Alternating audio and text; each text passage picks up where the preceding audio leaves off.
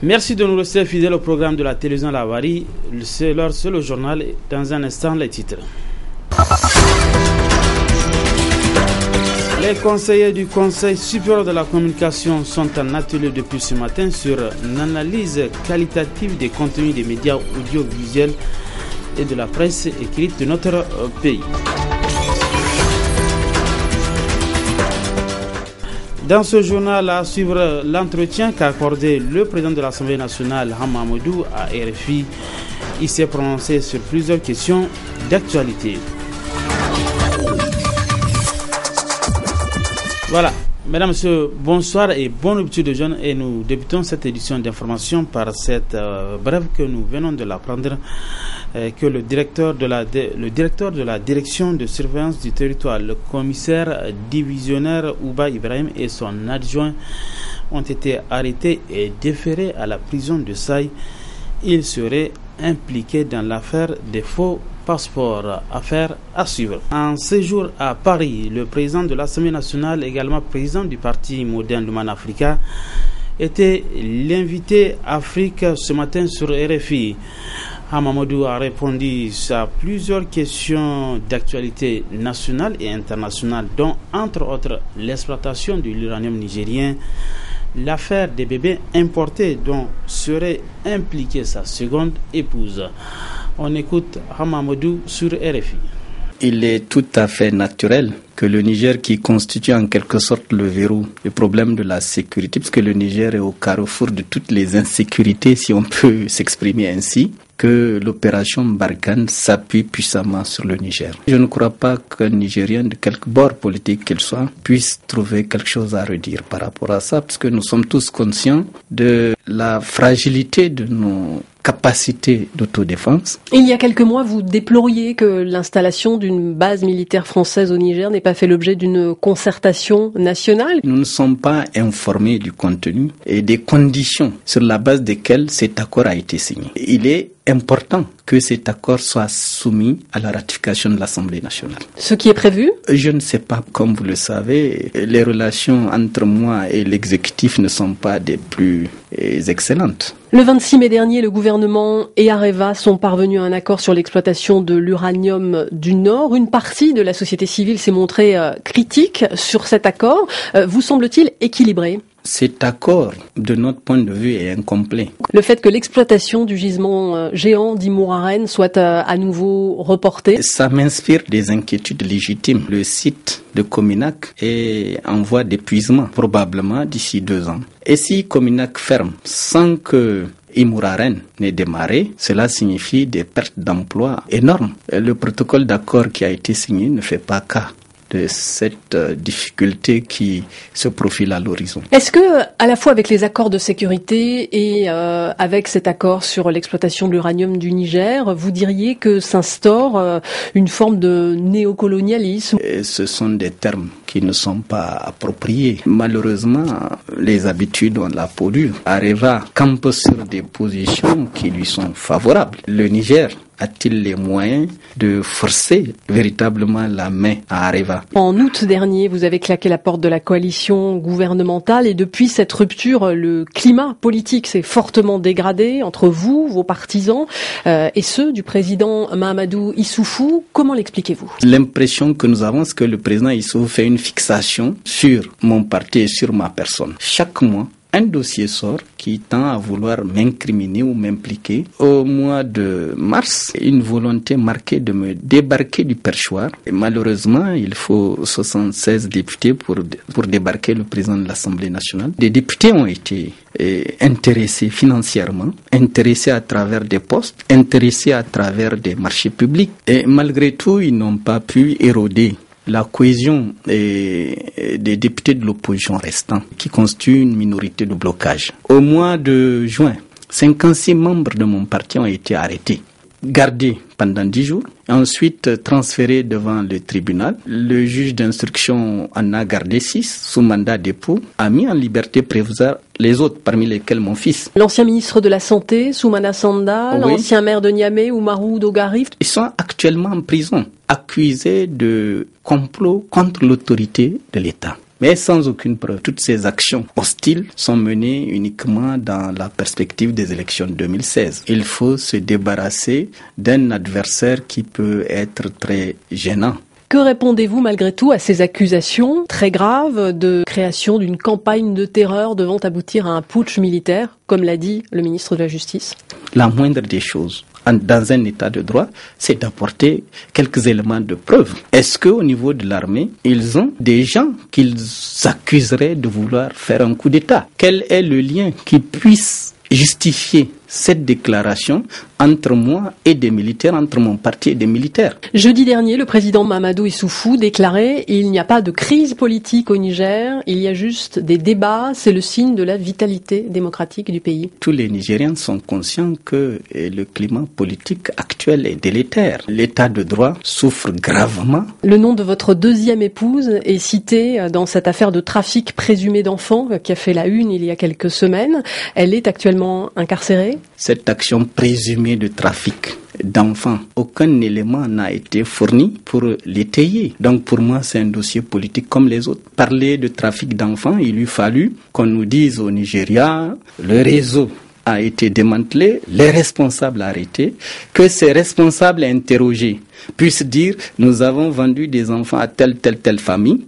Lors de la dernière présidentielle en 2011, vous étiez arrivé, on le rappelle, en 3e position. 2016, c'est très bientôt. Vous avez envie de vous porter candidat, de défendre les couleurs de votre parti? En 2016, je compte arriver en première position. Je ferai de mon mieux pour être en face de lui en 2016. Donc vous nous annoncez votre candidature aujourd'hui? Mais bien sûr, sauf si la démocratie consiste à dire celui qui est élu est le roi et personne ne devrait se présenter contre lui jusqu'à ce qu'il cesse d'être, après son deuxième mandat, candidat. Le Conseil supérieur de la communication, CSC, avec l'appui de l'ambassade de France au Niger, organise depuis ce matin un atelier de formation sur l'analyse qualitative des contenus des médias nigériens. C'est une session destinée aux conseillers de l'organe de régulation, une session qui va durer 4 jours. Le compte rendu avec Omar Issouf. Analyse qualitative des contenus des médias audiovisuels et de la presse écrite, entendons par là le respect de la déontologie des programmes dans le traitement de l'information par les journalistes ou encore le respect de l'accès équitable et de la pluralité des opinions dans les médias publics et privés. 2 experts du Conseil supérieur de l'audiovisuel français ont la charge de transmettre leur savoir sur les dits contenus aux conseillers du CSC. Nous nous réjouissons en effet, Monsieur le Président, de la venue de M. Gilles Moureau, adjoint au directeur des affaires européennes et internationales, et de Mme Lucille Petit, donc tous 2 experts du CSA, pour encadrer cette formation de 4 jours visant à renforcer les capacités des cadres du CSC en matière d'analyse qualitative du contenu des médias audiovisuels et de la presse écrite au Niger.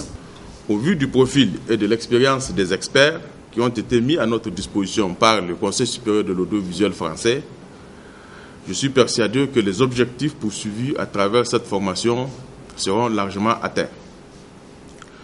Tout comme je reste persuadé qu'un outil d'analyse, aussi sophistiqué soit-il, n'est pas en soi un destin. Ce qui va changer le destin du CSC, ou de manière plus triviale, ce qui va améliorer les performances de notre institution, c'est votre capacité à internaliser ces outils dans le cadre de l'analyse qualitative des contenus des médias nigériens que le CSC va bientôt initier. À travers des cas pratiques, vous allez vous familiariser avec les outils méthodologiques d'analyse des programmes et de prise de décision en matière de traitement des plaintes. Il sera aussi un moment d'intense échange entre vous et les experts du CSA. Au vu de l'importance des sujets qui seront débattus au cours du séminaire, le président du CSC appelle les participants à la concentration. Il faut donc tirer profit de cette opportunité pour accroître vos connaissances personnelles, mais surtout pour contribuer à renforcer les capacités opérationnelles du Conseil supérieur de la communication. Ce séminaire de formation intervient au moment où les élections présidentielles de 2016 se profilent à l'horizon. Un moment où la pluralité des opinions sera sollicitée. Face à face ce matin entre le ministre des Postes et Télécommunications et les responsables de la compagnie de téléphonie mobile Orange Niger au centre des échanges, comment améliorer les prestations de services de cet opérateur de téléphonie, à savoir Orange Niger. Bibalawali pour d'autres précisions. Nous sommes là pour échanger. C'est une rencontre d'échange entre les opérateurs de la téléphonie mobile à Orange et le ministre des Postes, des Télécommunications et des Technologies numériques.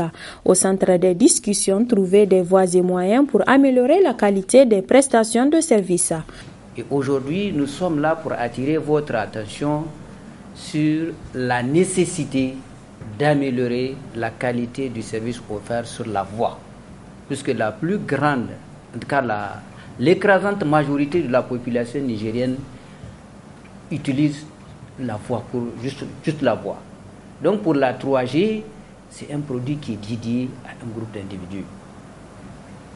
Et par rapport à ça, monsieur le directeur général, nous sommes là pour attirer votre attention sur la nécessité, soit il faut densifier les sites, ou essayer de révisiter votre support de transmission, je parle de la 2G, puisque avant qu'on arrive à ce problème de fibre optique. Occasion pour le directeur d'Orange Niger de rassurer le ministre et tout le public nigérien que la compagnie Orange œuvre toujours pour rendre un service de qualité aux abonnés. Sur la 3G, j'ai juste parlé d'infrastructure, mais je n'ai pas mentionné le terme fibre, parce qu'on considère que sur le dossier de la fibre, après avoir contacté la primature, on a contacté la présidence de la République et un dossier donc en instruction. On souhaite ne pas s'exprimer sur cette question-là. Donc vraiment, en tout cas, merci encore une fois pour votre visite, votre invitation.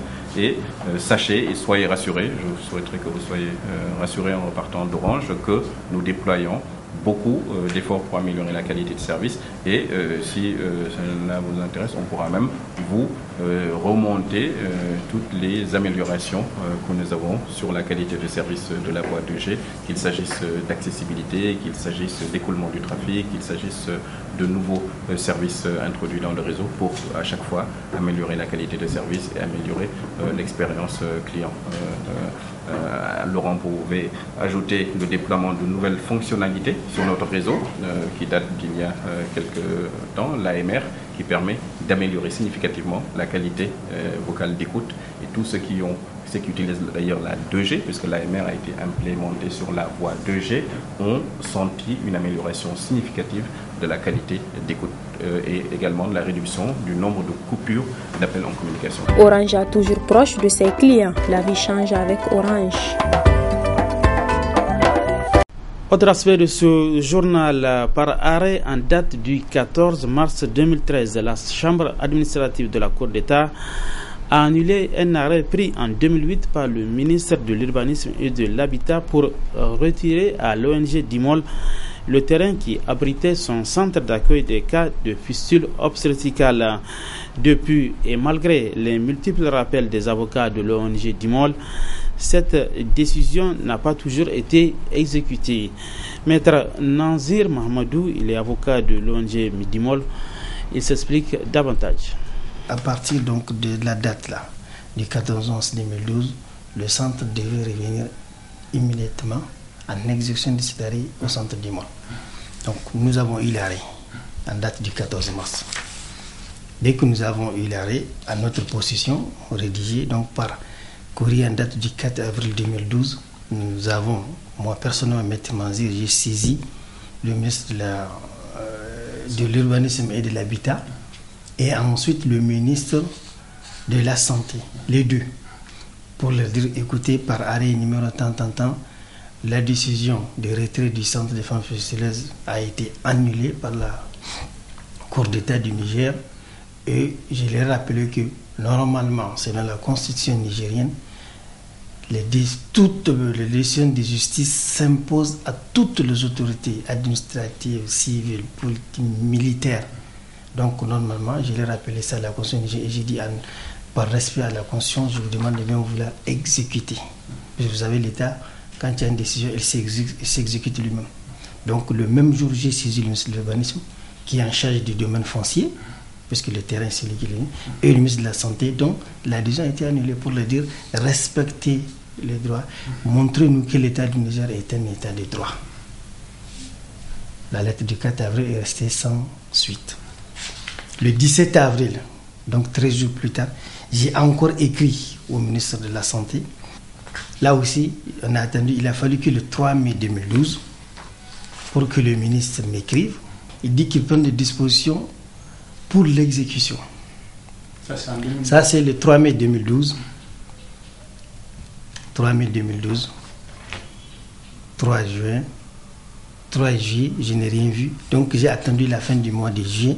Donc, le 31 juillet 2012, j'ai encore saisi le ministre de la Santé pour lui dire, mais écoutez, vous nous avez dit le 3 mai que vous êtes atteint. Qu'est-ce qui se passe? Mettre en exécution un arrêt, il a suffi d'une seule journée pour prendre un arrêté pour dire que le centre est retiré. Si vous prenez, on appelle ça en droit le parallélisme de forme, le même jour, quand vous aurez reçu l'arrêt, vous n'avez pas besoin de 3 mois, vous prenez un arrêté aussi. J'ai écrit encore pour dire que ce n'est pas, que l'État du Niger, ce n'est pas un État de non-droit. Je les rappelle encore leurs engagements. Là aussi, je n'ai pas eu de réponse. Je me suis déplacé personnellement. J'ai rencontré les conseillers, les directeurs, en tout cas tout le staff du ministre, avec la coordinatrice de l'ONG Dimon, on les a vus. On a même fait une tentative de règlement avec les séances tenantes, ils ont dit bon, ils vont voir. On a même fait des concessions. On dit on accepte le retour du centre, mais on accepte que l'État vienne en partenariat, que l'État envoie des gens, etc., etc. Voilà. On a même des fonds qu'on gère, on dit qu'on va mettre les fonds à la disposition de l'État pour qu'il voit, il ait justement un droit de regard. Tout. Encore rien. Pour moi, une telle flagrance, pour moi, que si je me souvenais sont bons, c'est parce que quand j'ai refusé d'exécuter un arrêt de la Cour, que tout ce qui est arrivé à partir du 18 février 2010. On a rappelé ce jour-là au Nigérien que les décisions de justice s'imposent réellement à tout le monde, même au président de la République. Ici, donc, nous avons une décision de la plus haute juridiction de l'État du Niger, en tout cas en matière de droit. Oui. Nous avons saisi, nous avons fait ampliation à toutes les autorités jusqu'à aujourd'hui. Ça, je vous parle, vous avez vu. La dernière courrier, c'est octobre 2012, octobre 2013, bientôt octobre 2014. Rien. Les résultats de la session 2014 du baccalauréat professionnel ont été très satisfaisants à l'Institut nigérien d'enseignement technologique INET. Les nouveaux bacheliers et l'administration de l'INET se sont retrouvés samedi dernier pour une rupture collective de jeunes. C'était en présence de nos reporters Michel Deji et Sadoumi. Il s'agit d'une rupture collective qui se veut une action de grâce. Autrement dit, remercier Dieu pour tout ce qu'il a fait à cette école. Quoi donc de plus normal que de rompre le jeûne ce jour avec nos élèves qui se sont distingués parmi tant d'autres, notamment au bac professionnel. Ces élèves font aujourd'hui la fierté de notre institut avec les taux qu'ils ont obtenus. Taux variant par exemple d'au moins 50% en comptabilité de gestion et d'au moins 63% en informatique de gestion.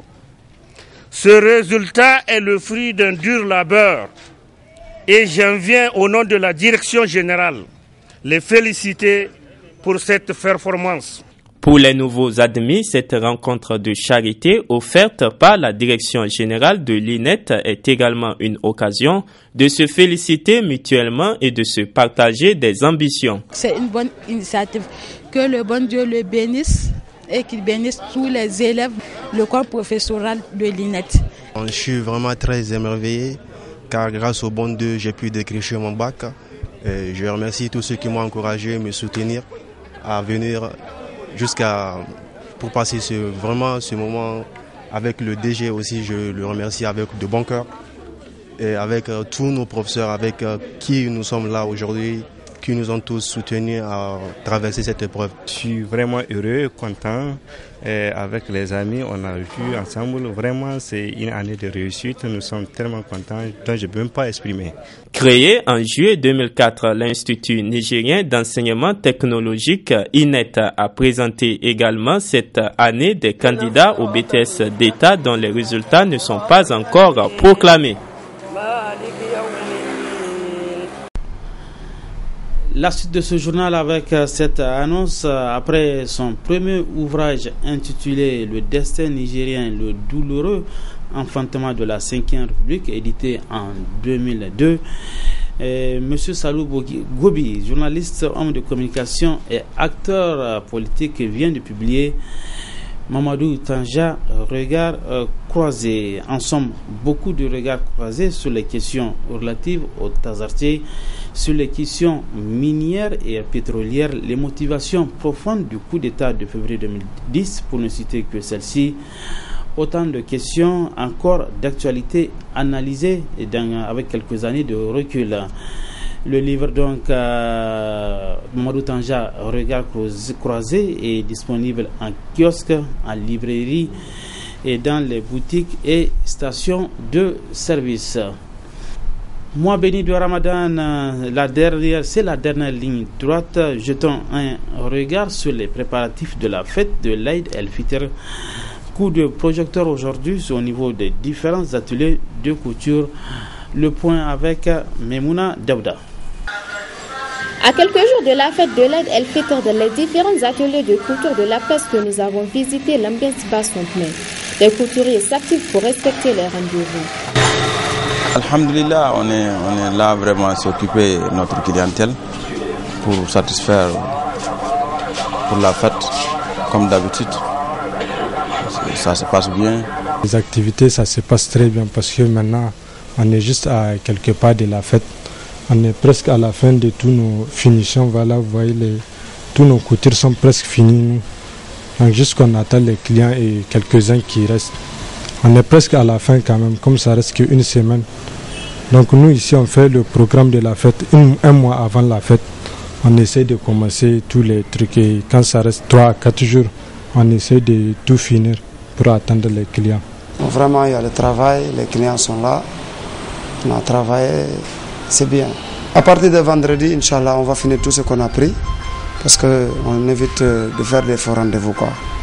Donc, Inch'Allah, le vendredi, tout va se finir. On va faire livraison de tout le monde, quoi. Les clientes qui sont venues récupérer leurs habits se disent satisfaites. Je suis venue récupérer mes habits pour la fête. Le voici devant moi. Comme vous le voyez, le voici. Et c'est bien cousu. Et je suis satisfaite. Je suis venue prendre mes coutures. On ne donne pas de faux rendez-vous et respecte son business. En même temps, il respecte son parole. Ce mois de Ramadan est la période de l'année pendant laquelle les couturiers sont plus actifs et par conséquent, ils voient leur chiffre d'affaires grandir.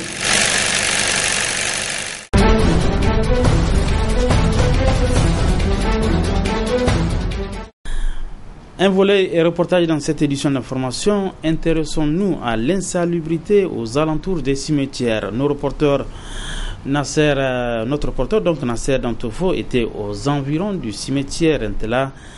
Une situation invivable pour les habitants qui y vivent dans la zone.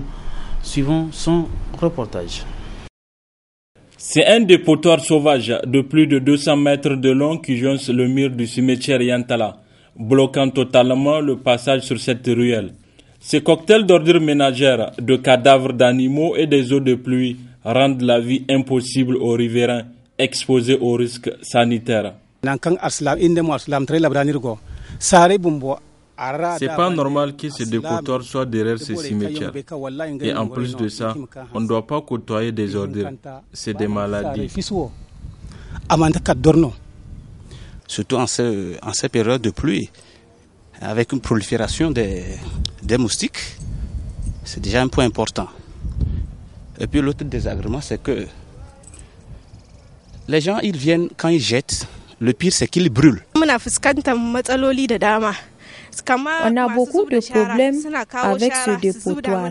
Le mal, c'est qu'ils brûlent les ordures et la fumée porteuse de beaucoup de maladies nous dérange beaucoup.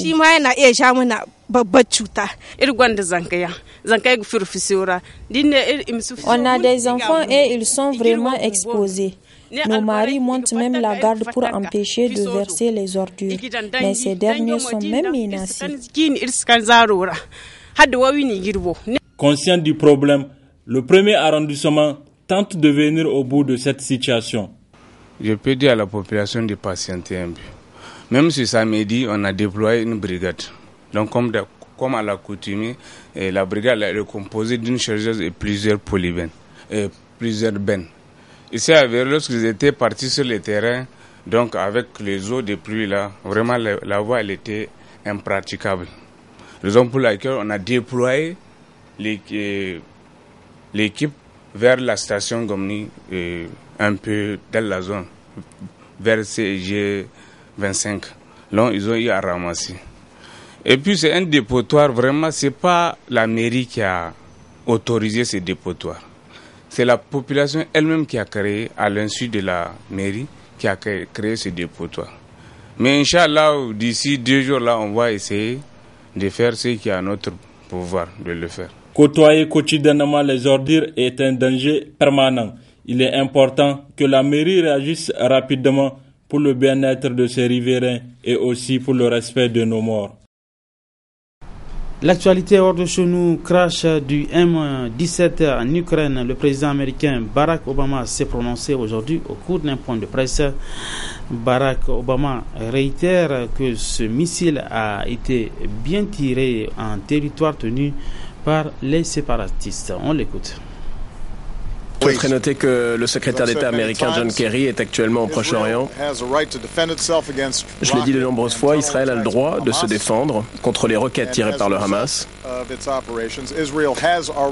Et le résultat de ces opérations militaires est que Israël a déjà endommagé les capacités militaires du Hamas à Gaza. J'ai également dit que nous sommes très préoccupés par le nombre de victimes et de morts civiles à Gaza. C'est pour cela que nous devons maintenant nous concentrer, ainsi que la communauté internationale, sur l'avènement d'un cessez-le-feu, afin de mettre fin à la perte de vies civiles innocentes en Israël et à Gaza. C'est pour ça que le secrétaire Kerry va rencontrer les partenaires internationaux. Je lui ai demandé de pousser pour un cessez-le-feu, pour revenir à l'accord de 2012, le cessez-le-feu de 2012 entre Israël et le Hamas. Cette tâche ne sera pas facile. Évidemment, les passions sont grandes. Et il y a des questions stratégiques en jeu. Néanmoins, j'ai demandé à John de faire tout ce qu'il pouvait pour faciliter la cessation des hostilités, pour que l'on ne voit plus de civils tués. En ce qui concerne l'Ukraine, cela fait maintenant 4 jours depuis que le vol de la Malaysia Airlines a été abattu au-dessus d'un territoire contrôlé par des séparatistes en Ukraine. Depuis plusieurs jours, nos cœurs sont brisés à mesure que nous en apprenons plus sur les vies qui ont été perdues. Des hommes, des femmes, des enfants, des nourrissons qui ont été tués aussi subitement et sans raison. Nos pensées, nos prières continuent d'être avec leurs familles à travers le monde. Leur perte, leur tristesse inimaginable.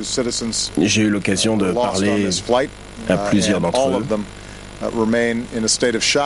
Ils sont tous toujours en choc. Notre priorité à présent, dans l'immédiat, est de récupérer les corps des victimes. Fumer nuit à la santé, c'est un conseil qu'on nous prodigue dès le jeune âge. Le cigarettier R.J. Reynolds a été sanctionné par le tribunal de Floride de verser une indemnisation de 26 milliards de dollars à la veuve d'un fumeur décédé d'un cancer de poumon. Fumer tue. C'est vrai pour près de 6 millions de personnes chaque année dans le monde. Mais qui est responsable ? les industriels du tabac, à en croire un tribunal de Floride. Le cigarettier R.J. Reynolds vient d'être condamné. Il doit verser plus de 23 milliards de dollars à la veuve d'un fumeur, mort d'un cancer du poumon. La raison, la victime ignorait les dangers du tabac. Une telle condamnation est-elle possible en France ? A priori, non. Les paquets de cigarettes arborent ostensiblement slogans et images pour mettre en garde le consommateur. Le fumeur, ainsi averti, est donc responsable de sa santé. Jusqu'ici, les procès intentés par les victimes du tabac se sont soldés par des échecs pour les plaignants. À chaque fois, la Cour a conclu à l'absence de responsabilité des cigarettiers. Point final de cette édition d'information. Merci à vous de l'avoir suivi. Et c'est toujours en campagne des programmes de la télévision Labari. Bonsoir.